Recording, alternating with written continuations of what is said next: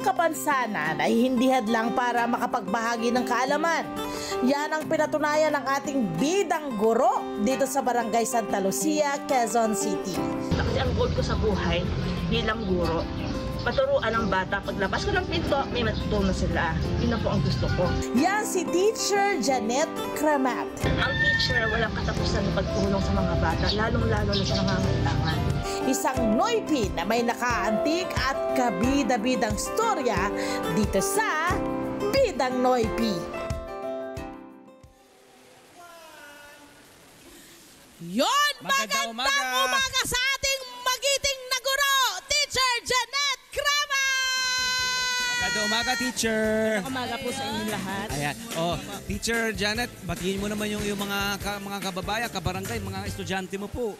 Binabati ko po ang lahat ng mga estudyante ko dito sa Santa Lucia, lalong-lalo na ang aming kapitan na si Roel Marpa po, at ang estudyante ko, ang mga estudyante ko po. Lalong-lalo yung mga estudyante ko po. Correct! Ito na nga, 1993 nang magkaroon ng anak. Same year din, naging guru din si Ma'am Janet. Paano mo napagsabay din yun? Ang hirap din maging magulang at maging nanay, ha? Opo. Mahirap talaga po maging isang ina at maging isang guro. Pero nakayanan ko po ito dahil sa kanya, sa gabay niya, binigyan niya ako ng lakas ng loob para pagsabayin po ito ng lahat. Bakit to kayo nagiging emosyonal? Kasi po, Di mo makakalain na kaya mo pala yung lahat? opo.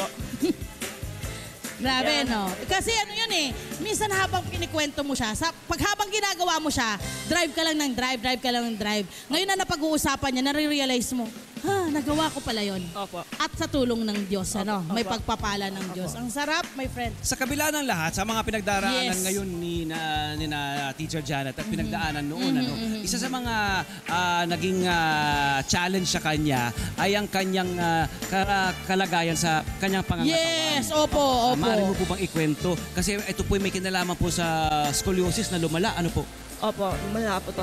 Ito pong scoliosis ko, nung maliit po ako, nung tabi ng magulang ko, nagkaroon po ako ng intestinal polio. Then, apektuhan po yung buto ko. Then, nagkaroon naman ako ng car accident po noong 1982. Lalong lumala po itong aking sakit na scoliosis. Opo, karamdaman. Dito po nalaman na meron po lang 45 degrees ang curve ng aking buto. Opo. Pero itong scoliosis ko po, hindi ko po to kinahihiya kasi to, ito po yung binigay sa akin, dapat tanggapin ko po. Kasi mahal tayo. Kailan mo natanggap na ito talaga ay magiging parte na ng aking journey sa buhay ko? Tanggap ko po to nung nung bata po ako, tanggap ko na po kasi marami naman pong mga bata na palagi nang bubuli sa akin o naman. Pero hindi ko po to iniisip na, ikahihiya ko ba tong aking mga karamdaman? Sabi ko, hindi. Kung anong binigay niya sa akin, pasalamatan ko. Kasi po, itong scoliosis ko ito, hindi naman lahat ng tao, kahit sabihin mo na PWD ka, may magagawa ka sa buhay mo. Tama! Ayan mo, alam mo ang kagandahan nitong istorya ngayon ni Teacher Janet, no friend?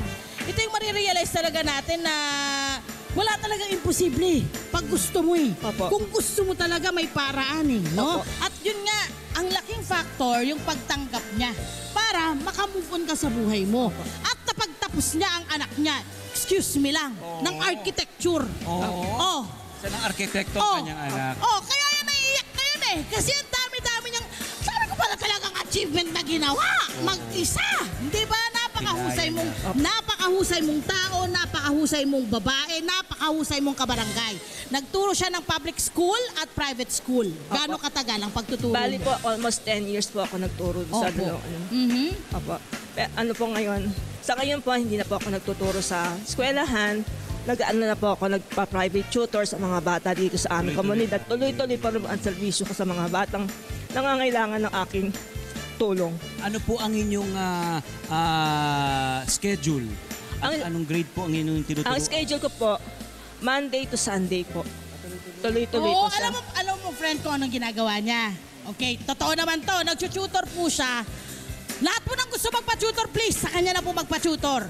Okay? Lahat ng kaya para mag-tutor, tawagan niyo po siya. General knowledge. General knowledge siya, pati college. Pinututor niya. Yes, ganun siya kagaling. Hi! Sumama mga dyan na mga Kanet 25. This is Love and New Verbo. For more love, Tunipet, and Arafang updates, just click the subscribe button and follow us on our Net25 social media pages at Net25 TV and Net25 Entertainment Facebook. See ya. I love ya.